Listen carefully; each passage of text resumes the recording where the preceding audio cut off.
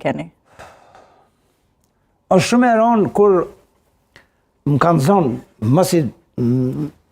mësi ku më shpëtu një përshkatimit që faktikisht unë si shpëtuva, po e morën urdhnin ata që i kërkojshin në shtab, po në zonën përsëri, edhe disa është e rëndë kur për fat për herë të parë u gëzova që nuk ishte vetëm 1 litër e kishte vetura që pata qitë me benzen.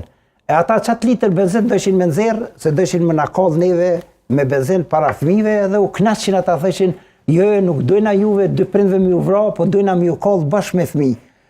Edhe unë për 27 vjetë e kujtoj atë skenë të fëmijëve të me që në shiqojshin dritare, dhe thëtë fare nuk i mbyllshin sytë, dhe vetëm me sy hapur, edhe vetëm presin se shkapi u ndodh, ata ndoshta nuk e dishin se shau të na ndodh, se na fal shumë serbisht. Po fëmiu më i madh ka qenë 12 vjetë, më i vogël ka qenë 3 vjetë e gjysmë.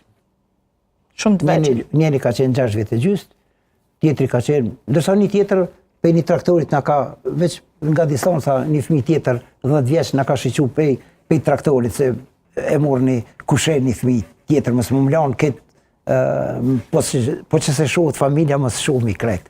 Të këto ngjarje të rënda cilat ju kanë shoqëruar edhe e këtyre viteve, dhe do t'ju shoqërojnë gjithmonë? Po, mu edhe shoqës na shoqënojnë. I keni të freskëta? I kemi të freskëta dhe nuk mundemi me harru. Pas luftës, për vitet tona, nuk kom guzu me lëshu televizorin ku ka pas nëjë masakor, sepse